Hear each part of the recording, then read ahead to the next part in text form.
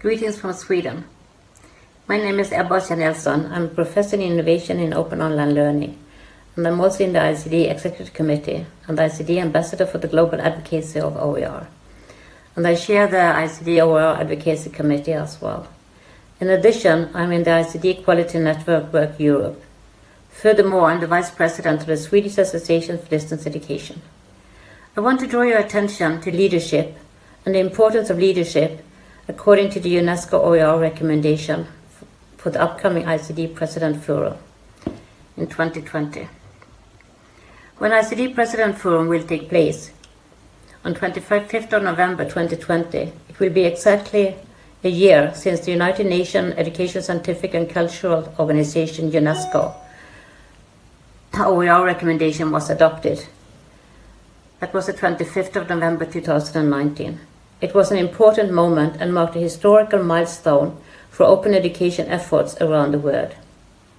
The recommendation is the only existing international standard-setting instrument at OER and is the result of more than a decade of efforts to bring together a wide variety of stakeholders.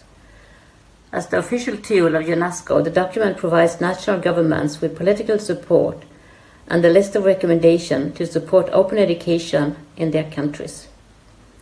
At the international level, the adoption of the recommendation, building on the Ljubljana OER Action Plan 2017, to include OER represents an important step towards building more open and inclusive knowledge societies and implementing the UN 2030 Agenda for Sustainable Development. At least 6 Sustainable Development Goals are included, namely SDG 4, Quality of Education, SDG 5, Gender Equality, SDG 9, Industry, Innovation and Infrastructure, SDG 10, Reduction of Inequalities within and between countries, SDG 16, Peace, Justice and Strong Institutions, and SDG 17, Partnerships for the Objectives.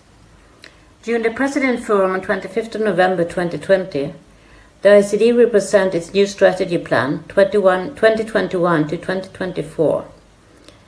The entire strategic objectives refers in fact to OER in several dimensions and aspects, especially Objective 2 and 3, where it is explicitly articulated. In order to be successful in implementing the OER recommendation, to initiate processes, involve and engage stakeholders, strong, courageous, proactive and progressive leadership is required, which is why it is so important that you as President's leader take actions. Thank you so much for that. The objectives and areas of action of the recommendation are as follows. Capacity building, which means developing the capacity of all key education stakeholders to create, access, reuse, repurpose, adapt and redistribute OER, as well as the use and apply of open licenses in a manner consistent with national copyright legislations and international obligations. 2. Developing supportive policies, which means encouraging governments and education authorities and institutions to adopt regulatory frameworks to support open licensing of publicly funded educational and research materials.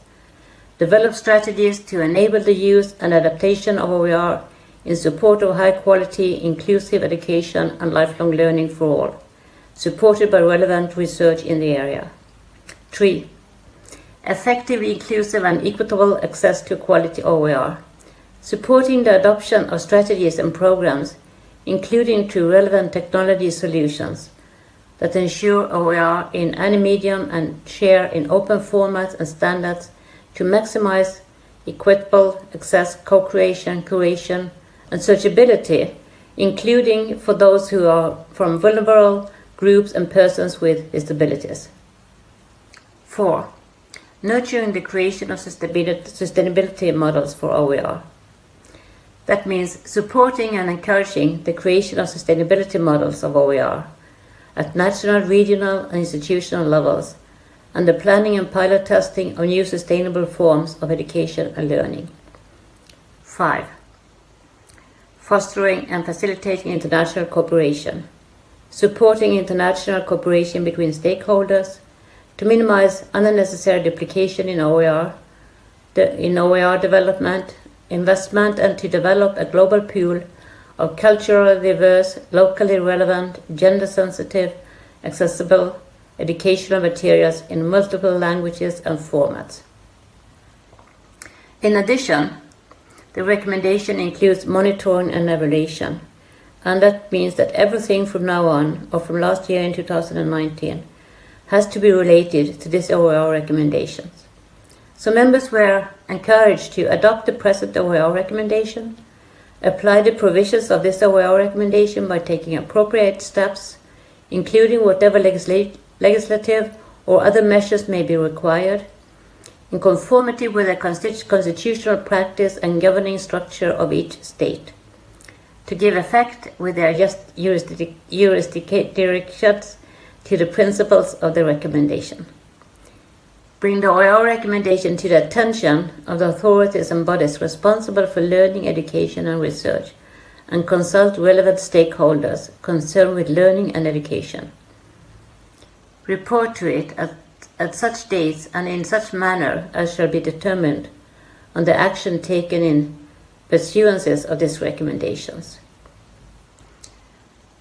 So there were also some new definitions for OER and for open licenses, which reads: open education resources are learning, teaching and research materials in any format and medium that reside in the public domain or are under copyright, that have been released under an open license, that permit no-cost access, reuse, repurpose, adaptation and redistribution by others.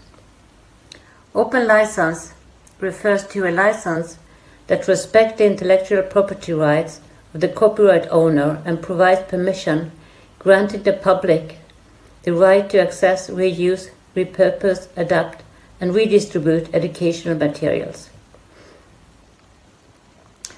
And with the rise of information and communication technology, that provides great potentials for effective, equitable, and inclusive access to OER and their use, adaptation, and redistribution.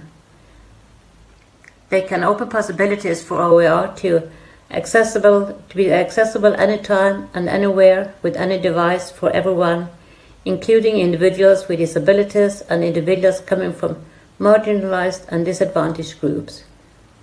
All stakeholders are involved, both in the formal, non-formal and informal sectors. That means educators, learners, governmental bodies, parents, support staff, teacher training, cultural institutions, infrastructure providers, civil society organizations, research institutions, publishers, and the public and private sectors. To implement the measures set out in the OER recommendation, UNESCO has set up a multi-stakeholder mechanism to facilitate international and regional cooperation, the OER Dynamic Coalition, that was launched in March 2020 and was established to support the implementation of the UNESCO OER recommendation. ICDE is one of the partners. During the pandemic, UNESCO even had a special call to supporting learning and knowledge sharing through OER. Support and advocacy are needed for the catalysis of a global debate on how knowledge, education and learning must be rethought in a world of increasing complexity, uncertainty and precariousness, and how knowledge and learning can shape the future of humanity and the planet. In this respect, leadership is crucial. In this respect, it is important to take the UNESCO OER recommendations seriously and to be in focus on the agenda during the ICDE President Forum and beyond. Learning together, learning never stops. OER for COVID, Open Doors, and other campaigns to embrace and empower openness. Thank you very much.